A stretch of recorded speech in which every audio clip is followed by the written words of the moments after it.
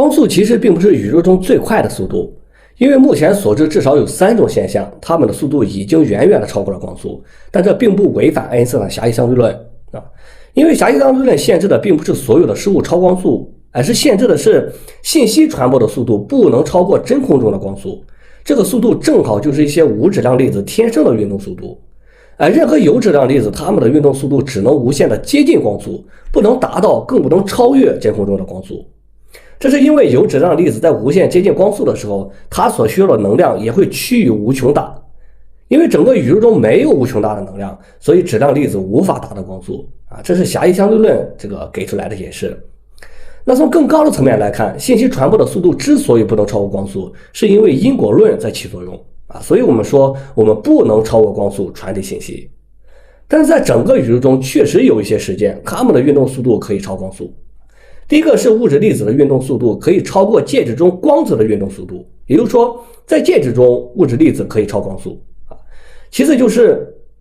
宇宙空间的膨胀速度可以超过光速啊。那么最后就是量子力学的非定律性也预示着一种超光速的现象，也就是我们所说的量子纠缠。好，我们先说第一个啊，我们经常会看到核电站的水里发出幽幽蓝光，这叫切伦科夫辐射，是电子在水中超过光速的时候产生的一种辐射。这是因为发生核裂变的时候，有些不稳定的原子核会经历贝塔衰变，释放出一些高能电子。这里的高能指的是电子所携带的动能非常的高，或者说它的速度非常的快。当这些电子被射进水中以后，由于它的速度超过了水中光子传播的速度，所以就出现了切伦科夫辐射啊。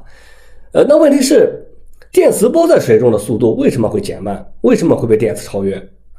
原因是电磁波它本身会和带电粒子发生相互作用，当电磁波进入水中以后，水分子里面它本身是有电子的，对吧？那电子和射进来的电磁波相互作用以后，电子就变得兴奋了，那么兴奋以后的电子也会释放出电磁波的，然后与射进来的电磁波就会叠加在一起啊，就导致了射进来的电磁波的像素度减慢了，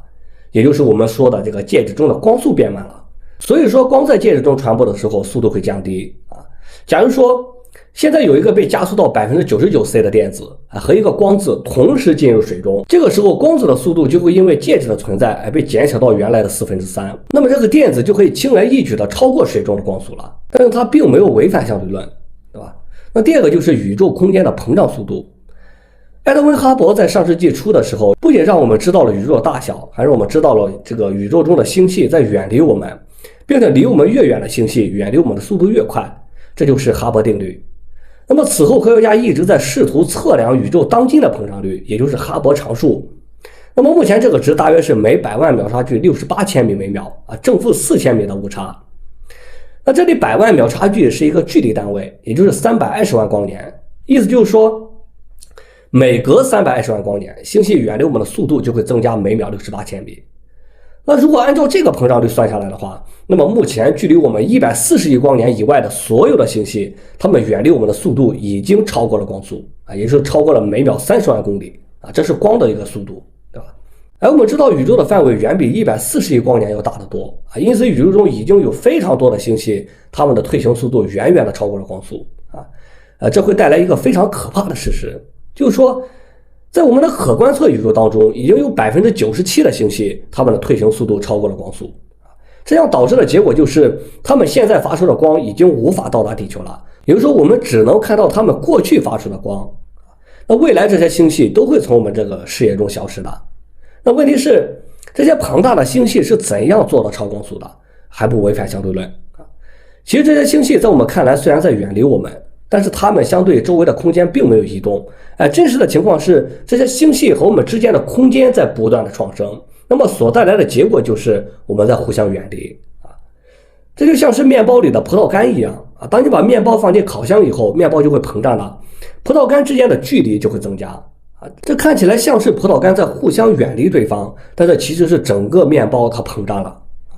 而我们的宇宙也是一样的，星系相对空间并没有动，而是整个宇宙在膨胀，就像是一个不断被吹大的气球一样，它一直在变大啊，但这并不违背相对论啊。那么最后一个就是神奇的这个量子纠缠了。那现在我们听到的量子纠缠是波姆当年的自旋表述啊，说的是假如一个系统是由2个自旋为1/2的粒子组成的，并且这个系统的总自旋是0，那么根据量子力学的解释，我们在没有测量这两个粒子之前，它们的自旋分别处在了正1/1和负1/1的叠加态当中。当我们测量粒子 A 以后，如果发现它的自旋是正1/1，那么按照总自旋为0的要求，那么 B 的自旋肯定会从正1/1和负1/1的叠加态瞬间坍缩到一个确定的本真态当中，也就是负1/1当中。那这两个粒子之间的这种互相关联，它不受空间的限制，可以瞬间的完成。所以爱因斯坦就说这是鬼魅般的超距作用，认为这违背了相对论所要求的这个定律性。那如果按照爱因斯坦这种想法，两个实物粒子对一个进行测量，那么另外一个不管距离有多远，都会瞬间做出反应，这确实不好理解。但是波尔的想法是这样的，根据薛定谔方程，这两个粒子其实就是由一个波函数所描述的相互关联的一个整体。说白了就是你不要把 A 和 B 想象成两个独立的粒子，它俩其实就是一个波，是一个整体。你对这个整体做测量，那么其中的一部分肯定会做出反应的，并不需要传递任何的信息。那如果按照波尔的说法，量子纠缠也是可以接受的毕竟它俩天生就是一个波就像这两个同卵双胞胎是一样的，它俩的起源是一样的，从源头开始就纠缠在了一起，所以长得很像，性格也很像，有时还会出现那种神奇的心灵感应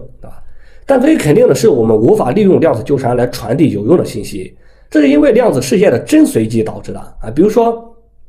你测量 A 粒子，它的自旋到底是正1/1还是负1/1，这个结果完全就是随机的所以你无法利用量子纠缠来给遥远的对方传递信息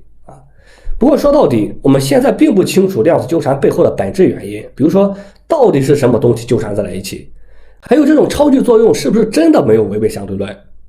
那朱清时院士曾经说过，量子纠缠可能就意味着宇宙这个整体它本身就存在着某种内在的关联所以说量子纠缠背后一定包含着更加深刻的物理内容，只不过是我们现在还不知道其中的奥秘